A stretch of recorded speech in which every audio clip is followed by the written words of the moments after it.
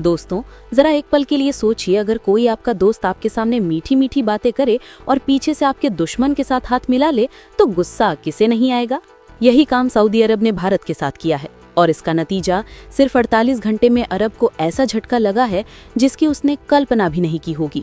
भारत ने सऊदी के खिलाफ एक के बाद एक ऐसे ठोस कदम उठाए हैं जिनसे अरब की अरबों डॉलर की कमाई पर सीधा असर पड़ा है। सबसे बड़ा वार हुआ है तेल पर। भारत ने सऊदी अरब से तेल खरीदने पर रोक लगाकर पूरी दुनिया को चौंका दिया। सोचिए, जिस देश की आधे से ज्यादा अर्थव्यवस्था तेल पर टिकी हो, अगर उसका सबसे बड़ा खरीदार अचानक हाथ खींच ले तो हालात कैसे बिगड़ेंगे। यही नहीं, भारत ने सऊदी के लिए सबसे अहम मोस्ट फेवरेट नेशन का दर्जा भी छीन लिया है। ये कदम सिर्फ एक कागजी फैसला नहीं बल्कि अरब की अंतर्राष्ट्रीय छवि पर भी बड़ा वार है। और तो और भारत के इस एक्शन को रूस और इजराइल का भी सपोर्ट मिल गया है। यानी अरब का खेल सिर्फ भारत ने ही नहीं बल्कि दुनिया के बड़े बड़े खिलाड़ी भी उसके खिलाफ खड़े हो गए हैं। अब हालात इतने बिगड़ चुके हैं कि सऊदी प्रिंस को खुद आगे आकर भारत से बात करनी पड़ रही है। मीटिंग की कोशिशें शुरू हो गई हैं, लेकिन सवाल ये है कि क्या अब भारत इतनी आसानी से पीछे हटेगा। आने वाले दिनों में अरब को और कितने झटके लगेंगे, ये देखना बाकी है। और हाँ, इसमें पाकिस्तान भी फंस चुका है, क्योंकि अरब ने उसी के साथ मिलकर भारत को चोट पहुंचाने की कोशिश की थी। अब भारत के पलटवार में पाक भी साथ में पिस रहा है। तो आखिर भारत के इन फैसलों के पीछे असली वजह क्या है? अरब ने भारत के खिलाफ कौन सी चाल चली थी और अब आगे क्या होने वाला है? पूरा सच जानने के लिए वीडियो को आखिर तक जरूर देखना। लेकिन उससे पहले, अगर आप वीडियो देख ही रहे हो तो बस 1 सेकंड निकालकर लाइक बटन दबा दो और चैनल को सब्सक्राइब कर लो। आपके लिए 1 सेकंड होगा, लेकिन हमारे लिए बहुत बड़ी मदद है। दरअसल दोस्तों, जो सऊदी अरब कल तक भारत की यूनिवर्सिटीज में छात्र भेजता था, सांस्कृतिक कार्यक्रमों में शामिल होता था और राजनीतिक रिश्तों की बात करता था, अचानक वही देश भारत की पीठ में छुरा घोंप दे तो हैरानी की बात नहीं कि पूरी दुनिया चौंक गई है। ये कदम कोई मामूली नहीं था। अमेरिका तक, जहां ट्रंप जैसे राष्ट्रपति भी ऐसा बोलने से डरते थे, वहां की हिम्मत भी नहीं हुई थी।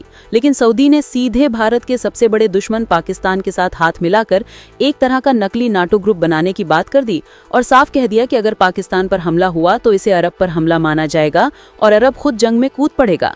अब बताइए, इससे बड़ा धोखा और क्या हो सकता है? यही वजह है कि भारत के अंदर सऊदी के खिलाफ गुस्सा फूट पड़ा है। सोशल मीडिया से लेकर गलियों तक लोग विरोध जता रहे हैं। जगह जगह सऊदी प्रोडक्ट्स के बहिष्कार की मांग उठाई है। लेकिन दोस्तों, सिर्फ जनता ही नहीं, भारत सरकार ने भी इसका जवाब देने का मन बना लिया था। दिल्ली में एक हाई लेवल मीटिंग बुलाई गई। घंटों चली चर्चा के बाद भारत ने तय कर लिया कि अब सऊदी को उसके सबसे कमजोर नस पर चोट करनी होगी, और वही हुआ। भारत ने ऐसा वार किया जिसकी गूंज सीधे रियाद तक सुनाई दे रही है।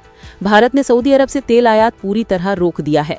याद रखिए, भारत की ऊर्जा जरूरतों का बड़ा हिस्सा विदेशों से आता है और उसमें 16 से 20% हिस्सा अकेले सऊदी अरब से आता था। अब ये नल पूरी तरह बंद कर दिया गया है।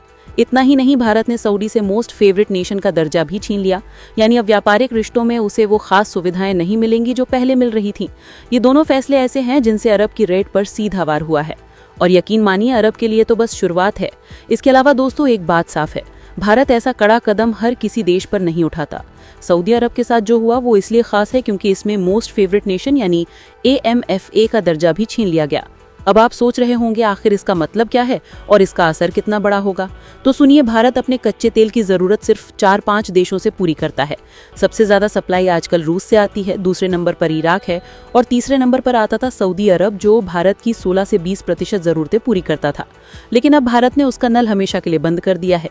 इसका सीधा मतलब है कि अरब को हर दिन कई मिलियन डॉलर का नुकसान झेलना पड़ेगा। और याद रखिए, सऊदी जैसे देशों की पूरी अर्थव्यवस्था 80 से 85% सिर्फ तेल पर टिकी है। ना कोई बड़ा उत्पादन, ना इंडस्ट्रीज, ना टेक्नोलॉजी, बस तेल ही उनकी सबसे बड़ी पूंजी है और भारत ने सीधा उसी पर वार किया है। अब बात करते हैं MFN दर्जे की। इसका असर तेल से भी गहरा है। इस दर्जे के खत्म होते ही भारत और सऊदी के बीच जो सांस्कृतिक और शैक्षणिक रिश्ते बने थे वो भी टूटने लगे हैं। भारत की 2 यूनिवर्सिटीज जिनकी शाखाएं हाल ही में सऊदी में खोली गई थी, अब बंद करने की तैयारी है। इसके अलावा किसी भी नए ट्रेड अग्रीमेंट की अब कोई गुंजाइश नहीं बची। PM मोदी की हाल की यात्रा में जिस फ्री ट्रेड अग्रीमेंट को लेकर चर्चा हुई थी वो भी अब रद्द माना जाएगा। यानी साफ है, सऊदी अरब अब भारत के मार्केट में सीधे प्रवेश नहीं कर पाएगा। उसका हर उत्पाद अब भारतीय डेलीगेट्स की मंजूरी के बाद ही देश में आ सकेगा और तेल पर पूरी तरह बैन लगने के बाद तो ये संभावना भी लगभग खत्म हो गई है। तो दोस्तों, सोचकर देखिए, जो अरब कल तक भारत के लिए पसंदीदा साझेदार था, आज वही अपने फैसलों से भारत की ब्लैकलिस्ट में पहुंच गया है। और ये बदलाव सिर्फ शुरुआत है, आगे इसके असर और भी बड़े हो सकते हैं। दोस्तों मजेदार बात यह है कि महज 48 घंटे में सऊदी अरब की हालत आसमान से जमीन पर आ गिरी है। जीडीपी की ग्रोथ अचानक फिसल गई और अरब की सबसे बड़ी पहचान तेल ही उसके लिए मुसीबत बन गई। अब आप सोच रहे होंगे आखिर ये दबाव बना कैसे, तो समझिए। सऊदी अरब जिस ओपेक ग्रुप का हिस्सा है वही उसके लिए मुसीबत खड़ी कर रहा है। ओपेक यानी ऐसे देशों का समूह जो कच्चा तेल निकालते और बेचते हैं। और इस क्लब का सबसे बड़ा चेहरा कौन है? रूस और भारत की दोस्ती का किस्सा तो आप जानते ही हैं। दुनिया एक तरफ हो जाए लेकिन रूस भारत का साथ हमेशा भारी पड़ता है और यही ताकत अब अरब के गले की फांस बन गई है। खबर यह है कि ओपेक से सऊदी अरब को बाहर करने की तैयारी शुरू हो चुकी है। अब जरा सोचिए, अगर सऊदी को ओपेक से निकाला गया तो हाल क्या होंगे। इसका अंदाजा वेनेजुएला की मिसाल से लगा सकते हैं। कभी तेल से दौलत में डूबा हुआ देश, लेकिन ओपेक से बाहर होने और पाबंदियों के बाद उसकी हालत आज सबसे बदहाल देशों जैसी हो चुकी है। और अब वही खतरा सऊदी अरब पर मंडरा रहा है। लेकिन कहानी यहीं खत्म नहीं होती। भारत ने इसी बीच एक और चाल चली जिसने अरब को और बड़ा झटका दे दिया। दिल्ली से खबर आई कि भारत ने सऊदी के सबसे बड़े प्रतिद्वंदी यूएई के साथ अब तक की सबसे बड़ी डील फाइनल कर दी है। ये डील ना तेल की है ना रेयर अर्थ मटेरियल की, ये डील है इन्वेस्टमेंट और बिजनेस को लेकर, और इसे अरब दुनिया के साथ भारत की सबसे बड़ी साझेदारी कहा जा रहा है। मतलब साफ है, जो डील कल सऊदी को मिलने वाली थी भारत ने उसे छीनकर सीधे यूएई के हाथ में सौंप दी। और सबसे दिलचस्प बात यह है कि यूएई और सऊदी एक दूसरे के सबसे बड़े प्रतिद्वंदी माने जाते हैं। अब जब भारत ने यूएई के साथ हाथ मिला लिया तो इस खेल में सऊदी अरब पूरी तरह मात खा गया है। यानी दोस्तों, सऊदी के खिलाफ एक ही झटके में दो बार हुए। पहला, ओपेक से बाहर करने का दबाव, दूसरा उसकी सबसे बड़ी डील छीनकर यूएई को सौंप देना। अब सवाल यही है, अरब इस दोहरे वार का सामना कैसे करेगा। दोस्तों अब बात करते हैं इस पूरे खेल के असली मकसद की। सवाल उठता है, आखिर सऊदी अरब ने पाकिस्तान जैसे कमजोर और कंगाल देश के साथ हाथ क्यों मिलाया। पहले यह माना जा रहा था कि सऊदी की कोशिश तुर्की को पछाड़कर खुद को मुस्लिम जगत का खलीफा बनाने की है, लेकिन असली कहानी कुछ और निकली। सऊदी की नज़र दरअसल पाकिस्तान के परमाणु हथियारों पर है। जी हाँ, पाकिस्तान दुनिया के उन गिने चुने देशों में है जिनके पास न्यूक्लियर वेपन्स हैं।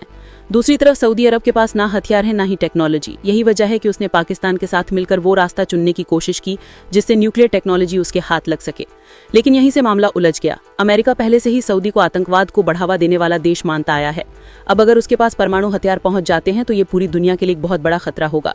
इसीलिए अमेरिकी राष्ट्रपति ट्रंप तक को सीधे चेतावनी देनी पड़ी। उन्होंने साफ कहा कि पाकिस्तान और सऊदी की ये पूरी डील भारत को घेरने के लिए की जा रही है और अगर ऐसा हुआ तो इसका सबसे खतरनाक असर भारत पर ही पड़ेगा। लेकिन दोस्तों असली ट्विस्ट यहीं आया। जैसे ही ये खबर सोशल मीडिया पर तैरने लगी, सऊदी के प्रिंस मोहम्मद बिन सलमान खुद सामने आ गए। उन्होंने सफाई दी कि भारत और सऊदी के रिश्तों में कोई दरार नहीं है और भारत को निशाना बनाने का हमारा इरादा बिल्कुल नहीं था। अब आप ही सोचिए, क्या ये महज सफाई है ताकि अरब अपनी डूबती साख बचा सके, या फिर सचमुच उसका मकसद भारत को चोट पहुंचाना नहीं था। क्योंकि हकीकत यही है, पाक का सबसे बड़ा दुश्मन भारत ही है और अगर कभी ऐसी न्यूक्लियर साझेदारी होती है तो उसका पहला निशाना कौन होगा? साफ है, भारत। यही वजह है कि भारत ने बिना वक्त गंवाए सऊदी पर सीधा आर्थिक वार कर दिया। तेल पर बैन, MFN दर्जा खत्म और अब अंतर्राष्ट्रीय मंचों पर दबाव, ये सब मिलकर अरब को झुकने पर मजबूर कर रहे हैं। तो दोस्तों अब सवाल आपसे कि आपको लगता है भारत ने सही वक्त पर सही वार किया? कमेंट बॉक्स में अपनी राय जरूर बताइए। और दोस्तों ये थी आज की बड़ी खबर जो काफी रिसर्च और मेहनत के बाद हमने आपके सामने रखी है। तो अगर आप हमारी मेहनत को सपोर्ट करना चाहो तो वीडियो को लाइक और चैनल को सब्सक्राइब करके अपने दोस्तों से शेयर कर दे ताकि उन्हें भी ये जानकारी मिल सके।